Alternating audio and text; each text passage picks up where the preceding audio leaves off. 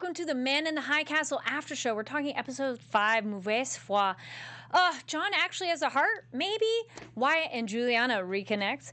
And is the BCR over, or has their flame fully been ignited? Stay tuned. I'm Maria Menounos, and you're tuned in to AfterBuzz TV, the ESPN of TV talk. Now, let the buzz begin.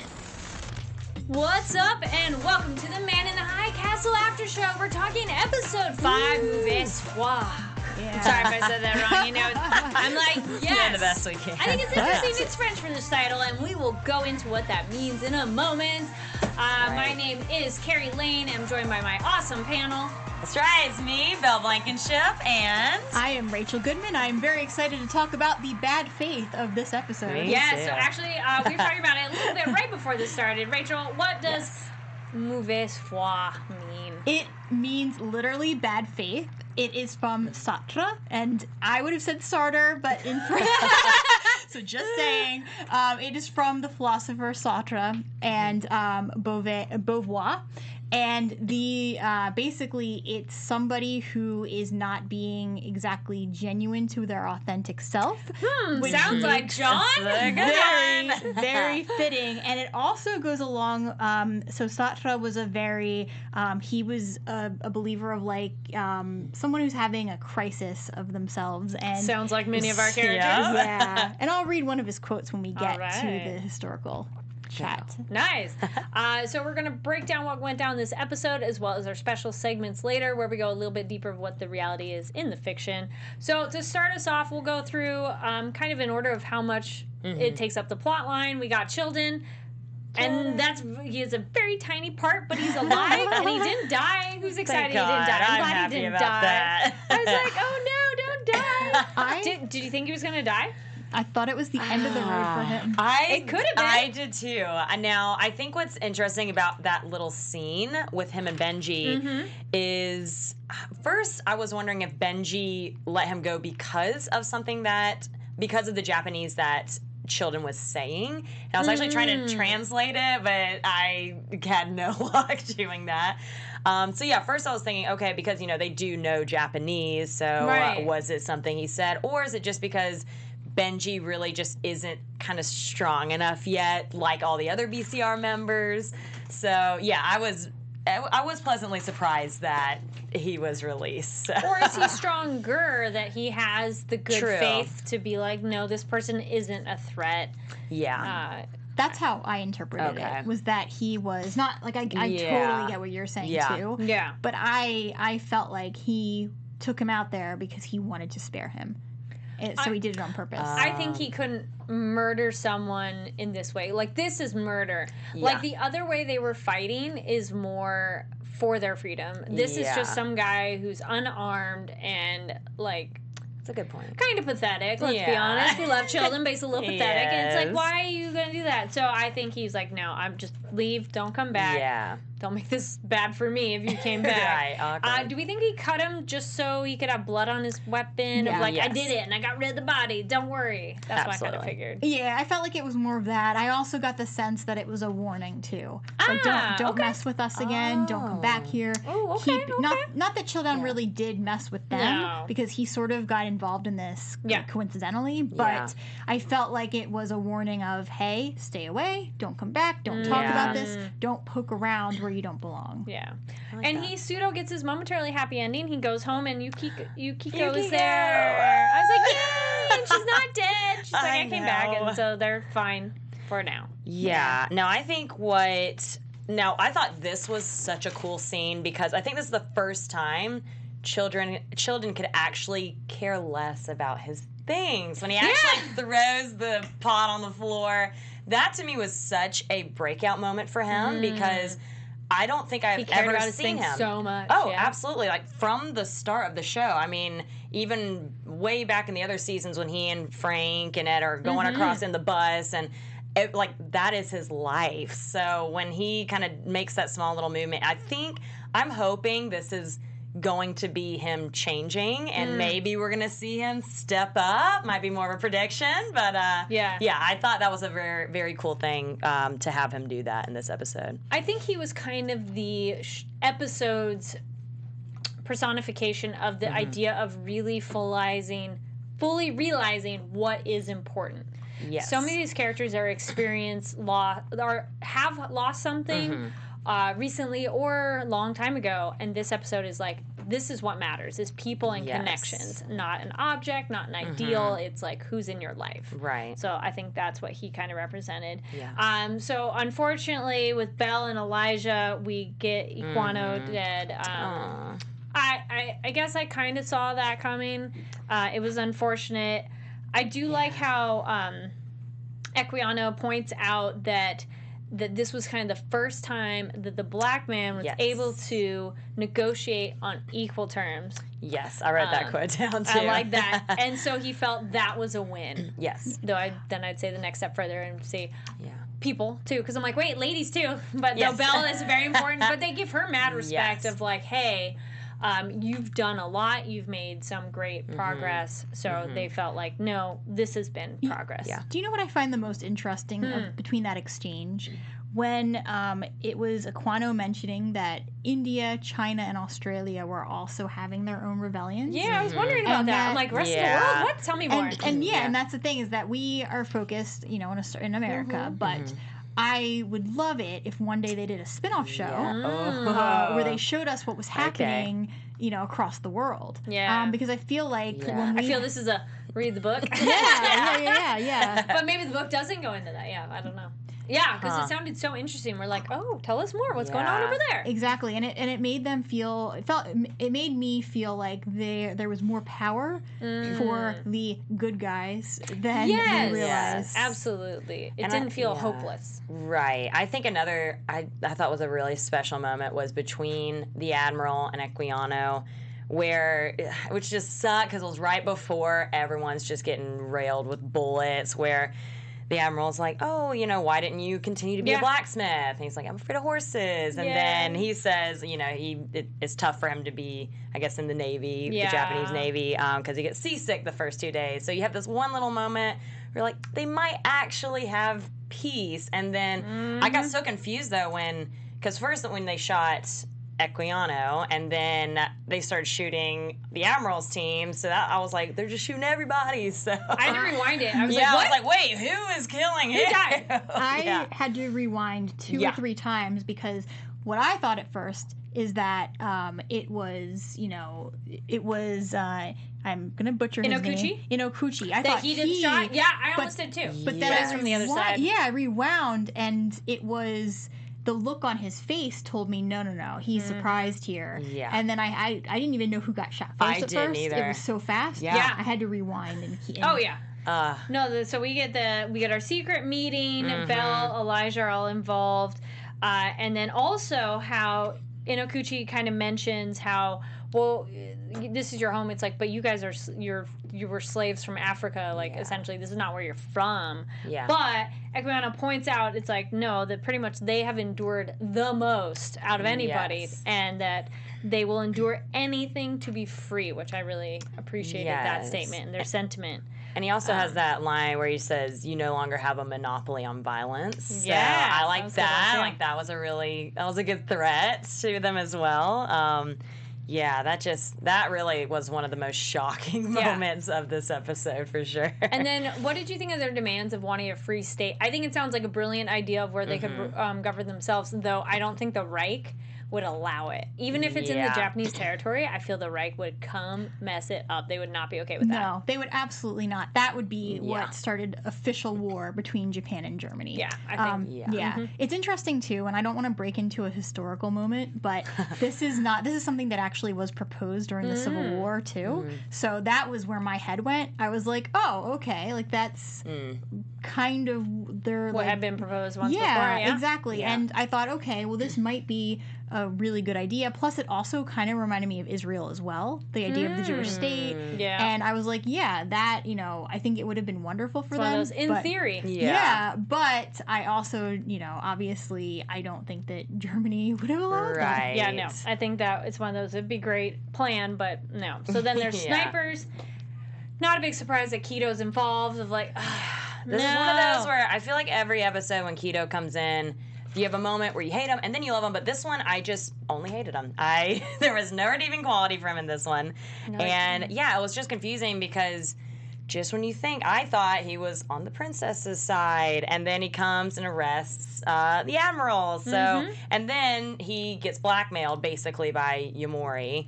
So about the whole Tagomi murder. So then I feel like now he's in the spot where he's kind of betrayed the princess, and now Yamori has dirt on him, so he's kind of isolated now. So I think this is going to be really telling to see if he's going to choose a side, maybe in the next episode. So yeah, I thought I'm so angry at Kido this episode.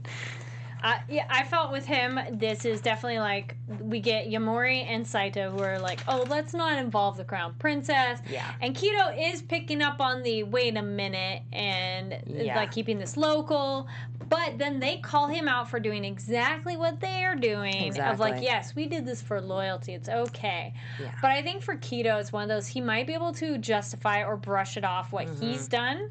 But seeing it on the outside, I think, is where this is. It's going along my prediction before of I feel Kido is going to not necessarily deflect, but seeing the people that he essentially respects in a way, loyalty to your duty. Yeah. But going against that, he's like, wait a minute, this is not what I signed up for, which is actually kind of a parallel to what John was going through, too. So... yeah, we'll see. Rachel, any thoughts on that of Kido having that meeting of like, no, you can't talk about this? So I'm going to try and answer this without revealing anything from the next episode because I've already watched the two. Yeah. But, just from when I watched this episode in particular, I was pretty frustrated with Kido. Oh, yeah. I was I pissed. did not think that he had any way to redeem himself after this and that he had picked his battle and like was now going down the dark side. That is what I thought. But that's kind of what I thought last week too. Well, 2 weeks ago when we were talking about this, is that he was gonna continue going down that bad path. Yeah. We shall see. No spoilers. I know this is a binge show. We're doing these one at a time, so thank you for your patience in watching these and listening. And if you are watching and listening, make sure to give a video a thumbs up, click that subscribe button, and if you're listening on iTunes, 5 stars, leave comments what you thought on the episode. And actually, we have some comments from before. Thank you so much for everybody who comments. We love hearing your thoughts on the show. Rachel, let's give a shout out to some of the people who've commented from before. So this is on our episode 4 that we did. We have Bella Delilah Who with a prediction. She says, I would like his oldest daughter coming to the other world, and also talking about John, and also the youngest, if she can be denazied. That's great. Adam Weiss says, I think that Juliana chose the Lincoln Memorial for 2 reasons. 1, everyone living in the Nazi America knew that DC had been blown up by the atomic bomb, so if she had a chance to go to the alt world, it would be natural to want to go there to see what it would have been like to have not been blown up. 2, purely for the viewer's enjoyment, because it just stirs powerful emotion in the viewer to see a wonderful memorial destroyed. Side note, in the opening credit/theme song, they show parts of DC destroyed by the atomic bomb. Yeah. Cool. Thank you. That's a good comment. And then just one more from Gregory Adamo. I've been listening and enjoying your work via the podcast, but I thought I would comment here on 2 things. 1, I had never heard of Germania, so thanks for that. And then 2, he says, I'm surprised that you did not note the giant Nazi wall between the neutral zone and the Great Nazi Reich in relation to our nation's current situation. For me, that clearly imposing barrier was the producers of this show's comment on the wall being pushed for our southern border. Keep up the good work. Great. Awesome. Well, thank you so much for everybody's commented. And no worries if you don't leave a comment. We still love you. Thanks for watching and listening. So let's dive back into it. We have... oh, yeah. So then Belle... she also has a great question with Elijah of, did we kill him? Did they move too fast? Oh, yeah. But no, Elijah says it was worth the risk. Yeah. I think they had to take the chance, because if you don't take a chance, you're not going to get anything, essentially. It's like... or nothing. And dramatic pause of like, is it worth it? They knew, and they know everything they do is risky. And this failure doesn't necessarily mean that they failed. This is true. Yeah. It just might be one more step toward a peaceful resolution. This is true. This is possible. So then that's pretty much it with the BCR and Belle and Elijah and them. So we'll move on now. We have Wyatt and Juliana. Rachel's smiling over there. Well, I'm first of all, I thought it was kind of funny. The whole, like, I don't know, just to me, Wyatt and Juliana, as soon as they got together, they were hooking up. Like, come on. They've been lonely for a while. Probably, you know. Though, to be fair, I will admit, while I was watching it, I'm like, sex is weird in terms of, like, you know, these people, they don't, you know, they have a deep connection on not just the physical level, but it is interesting that in terms of comfort, like, that is something that the physical body wants to go to. Right. And so it's just that moment of, like, you know, horrible things are going on, but you know what? Let's have one little moment. And I am pleasantly surprised because I had predicted that we weren't going to see Wyatt again. I was actually very happy to see him. Yeah. And now that he's back, I think he is going to be here for the rest of the season. Yeah. So, fingers crossed. I also like how they film it because it's like, I mean, who doesn't love a nice sex scene in a movie and all? But I like that they just kind of like, yes, we know, and moving on. Like, it's at this point, it's fluff. It didn't drag we don't it out. Need that of, like, we get it. They're together. Yeah.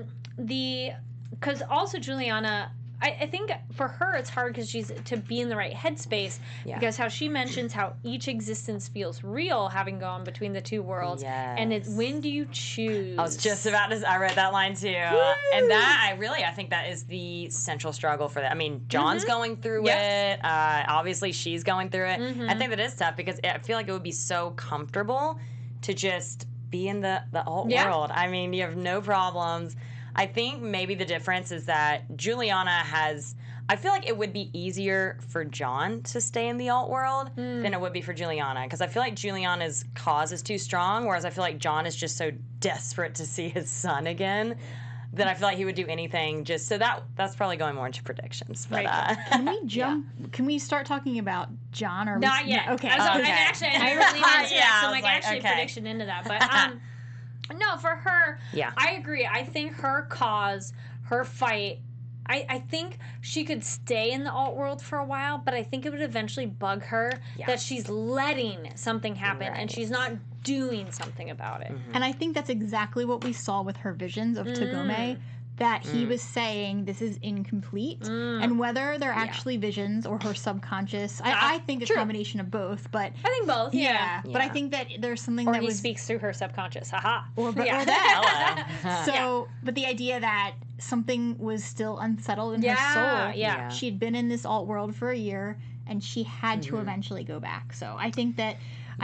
But once she finishes what she came back to do, and I don't even know, like right now it's this whole thing of, you know, she's trying to get in. We know that she went back to kill John. Yeah. I don't know that is going to be her end goal. But I think her goal might shift, but I think she can't rest easy doing nothing, knowing that world exists. And which is common theme in this episode, too, of, like, later with Thomas being disappointed in his father, of, like, you're not doing anything. Yeah. So I think Juliana is too motivated to do the right thing.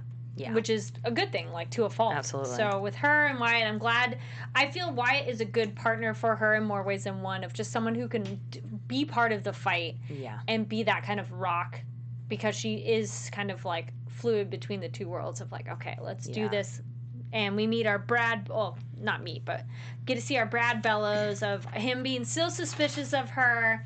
Also, I really liked essentially the history lesson that she's giving with everybody of, like, here's what happened with the world. And she is very smart. And of course it is one of those, like, lady to a man logic, no offense, ladies or gentlemen, but when they're like, oh, who can we use? And then there's Helen, and she's like, no.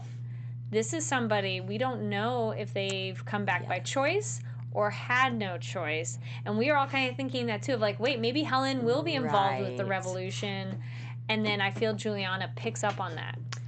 And they've met, so she's met her. They knew each other at the beginning. They did, and she spent a lot of time with this Helen, not just alt Helen. Right. But the thing with Juliana is that beyond that, she has had, we don't know the full extent of it because we only saw clips. Right. But she has had the benefit of knowing alt Helen and alt John. This is true. And the whole, I think that the reason why they even have labeled this episode Mauvaise Foi is this whole idea of who are you really? Are you always the same person? Are you just disillusioning yourself if you've been brought up to act a different way or gone through things that are making you act a different way? And I think that's the whole thing, is that at the end of the day, who you are as a person is who you are. Oh yeah. And I think that she knows the fact that she feels like she was so close to Helen in the alt world that she knows she can talk to Helen in any world. Like, Helen can be reasoned with. Yeah. So I feel there's that. And so they also kind of mentioned that the portal is an option for a location to attack. So then I kind of wondered, this might be a prediction-y thing, but like if they destroy that space, could John be stuck? Oh, yeah. Because if that's where it could happen. Okay. All right. Anything else with Juliana and Wyatt before we move into the bigger stuff that happened? All right. So speaking of Helen, we'll talk about Helen and John. We start off the episode seeing essentially how John went down this dark rabbit hole, which I'm not really surprised in terms of, like, it's unfortunate, but in a logical perspective, you are starving or you can eat. Yes. And there are the people that would rather choose to starve or fight, or he wants to save and help his family. Like, they could have lost Thomas then. Yeah. Exactly. And the whole thing is that even Helen, a reasonable person, said, we need to do this, John. Yes. If it's about survival, John and his wife did not make the rules. They simply reacted to the rules of the new world they were now in because they needed to survive. But beyond their survival, they had a child. And I think that changes everything. Oh, and even... Can I talk about through to the end, or do you want me to? So, what I thought was handled the most beautifully in this entire show, that will probably stick with me, is how they handled the situation with Danny and the way. Oh boy! I cried, man. The way that John reacted in the past and in the present, and it just shows like it's still. Watching that scene with John not unlatching the hook, it doesn't make me dislike him, because most people in that circumstance, they have a child they need to take care of. They're thinking of their wife who they love. They're thinking of their, probably his extended family. They're thinking of people they care about. Would most people unlatch the hook?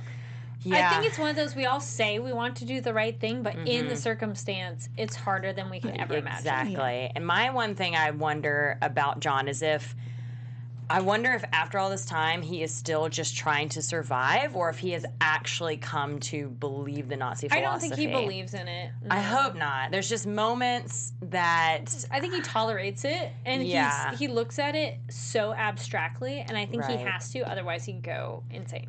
Yeah, I mean, you can see him compartmentalize. Yeah, he breaks it all down. Over and over. And we see a lot of that in the alt world when they're sitting and watching football, and Danny comes back, and Danny brings up all of these emotions that he's kind of pushed away. And I feel like that's why, even beyond Juliana, for John, it's going to be much harder for him to ever forget and to ever go back to the John that he was before, the John that he had to be in this other world. Because when you see what could have been, and you see the person that you might have been, and Helen, just seeing how much happier she is, and seeing Thomas, I think that of any character to have a change, I just feel like he's the one who's going to be the most stuck.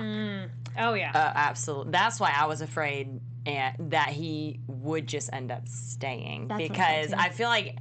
Yeah, he kind of has... I mean, he is obviously top of the chain in the Nazi world, but it's not who we hope he really is. And I feel like this is the man he wants to be. So I know, but I guess I was wondering, because he had 48 hours, I think, to be there. If he stayed longer, would that affect? Was it just because he needed to be back? That's or was when they're going to open it again. So he has like a limited amount of time. Okay. I mean, my guess is that if he had not gone back, somebody would have come in. they'd send him That's to what go I was after thinking. him. They would get soldiers to come in. Okay. So I'll Yeah. I'm making a note for a thought and prediction. So yeah, we also have those moments too that from the beginning that are a really great kind of conversational piece in terms of it's just a piece of cloth. Yeah, that was a good. Just wear it. It's just a piece of cloth. Yeah. It's like nope. And I think with that too, especially that image, your skin should crawl of like, nope, can't do it. Yeah. Like that is such a compartmentalization for your brain to be like, I can, it means nothing.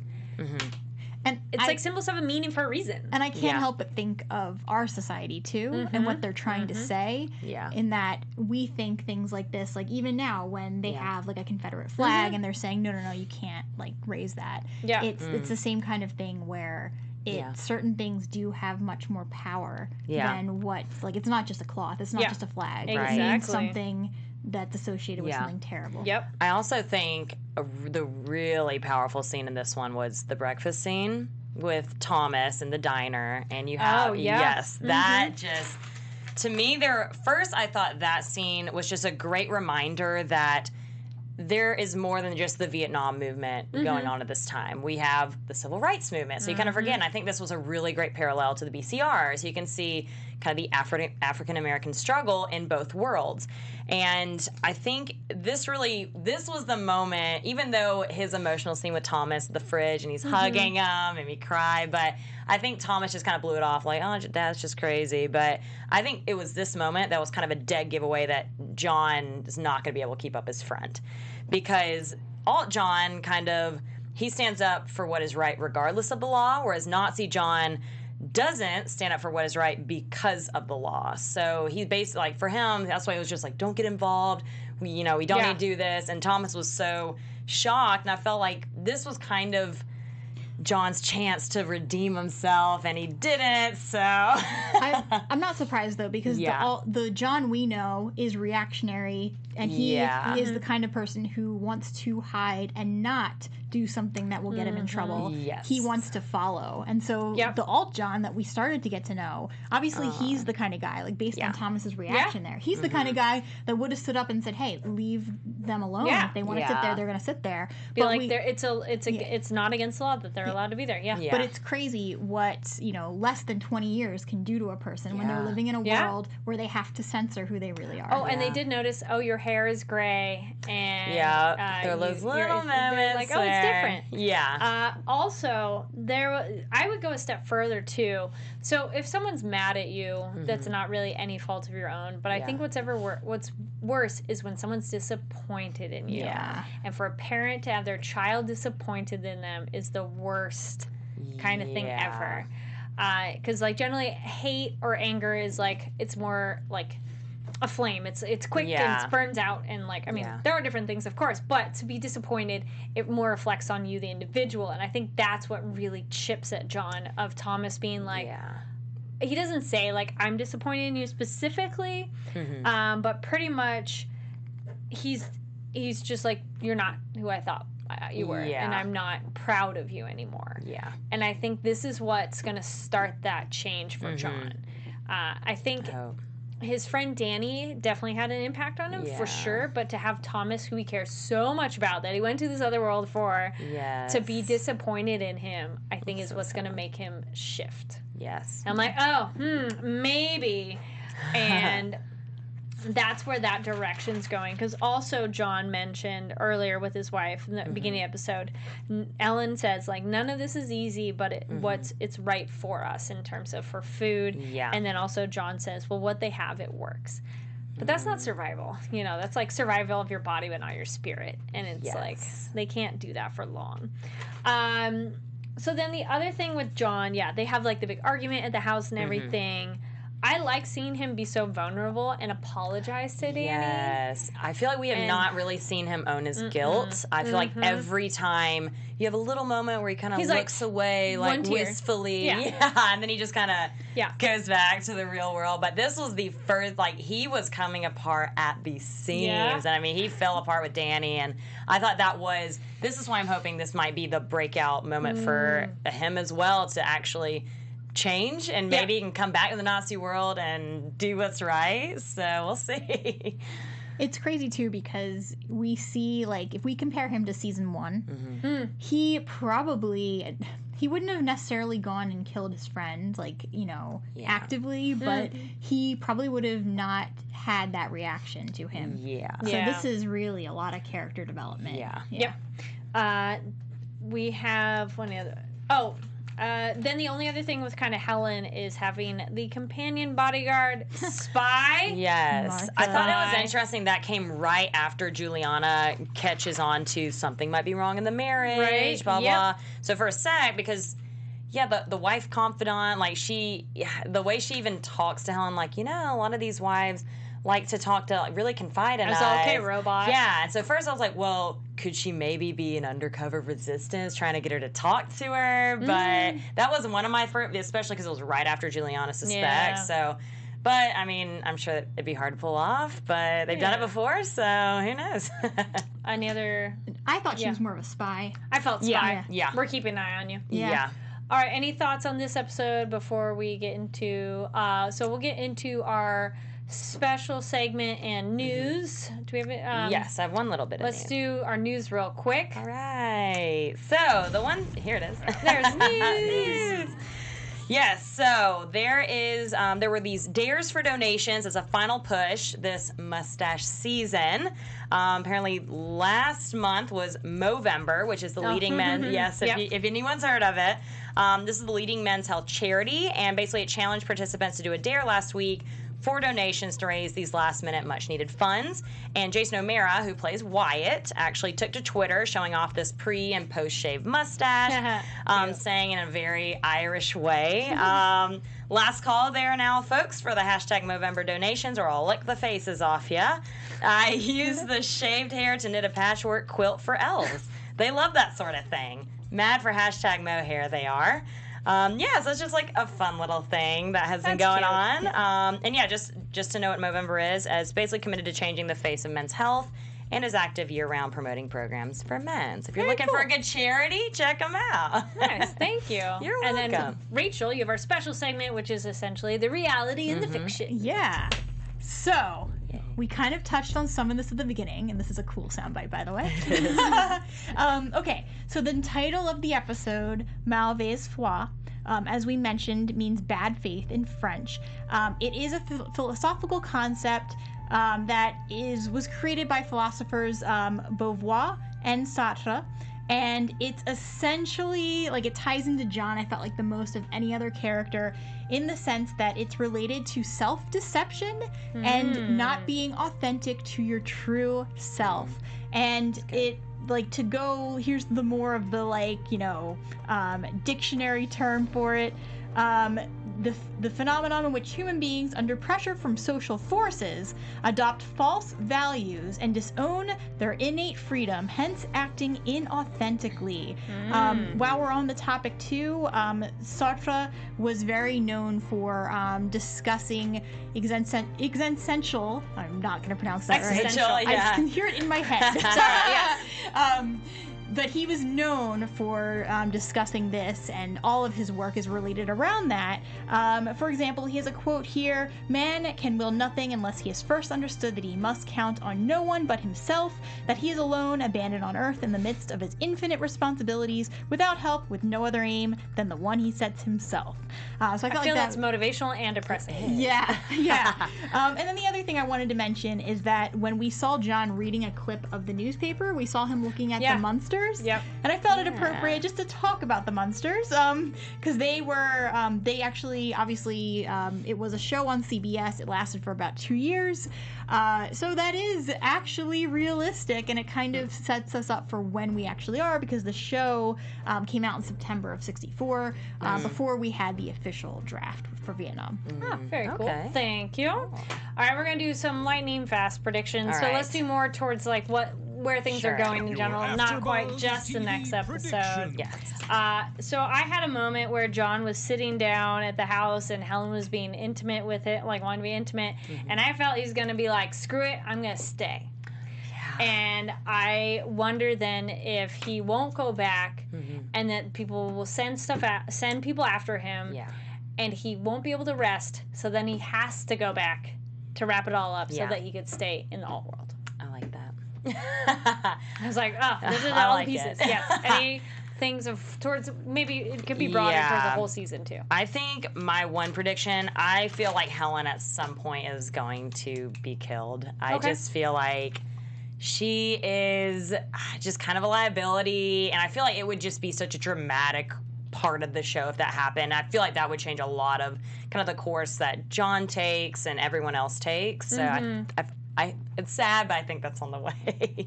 All right. I could see Helen dying. Yeah. You know what? I'm just gonna say my thought for the overall, finale. Yeah. I feel like John is going to end up in the alt world. I feel like he's gonna bring Amy and Jennifer, and that the Helen we know from this world is gonna end up dying, and that's how they're gonna wrap it up, and maybe a little bow. No spoilers. I know they're all out, everybody. So thank you so much for nobody's been spoiling. Stay tuned. We'll be having other episodes covering the other episodes. So thank you for everybody who's been watching and listening. Where can people find you online? You can find me on Twitter at Rachel Goodman or on my author Instagram at Rachel Radner Author. All right. And you can find me on Instagram. It is Bebenship. That's B as in boy, EBENSHIP. And my name is Kari Lane. You can find me online at Kari D Lane. That's KARIDLANE. Thank you so much for watching, listening, and then check out the other episodes where we break down the rest of this amazing season. Right. Bye, guys. Our founder, Keven Undergaro, and me, Maria Menounos, would like to thank you for tuning in to AfterBuzz TV. Remember, we're not just the first, we're the biggest in the world, and we're the only destination for all your favorite TV shows. Whatever you crave, we've got it. So go to AfterBuzzTV.com and check out our lineup. Buzz you later. The views expressed herein are those of the hosts only and do not necessarily reflect the views of AfterBuzz TV or its owners or principals.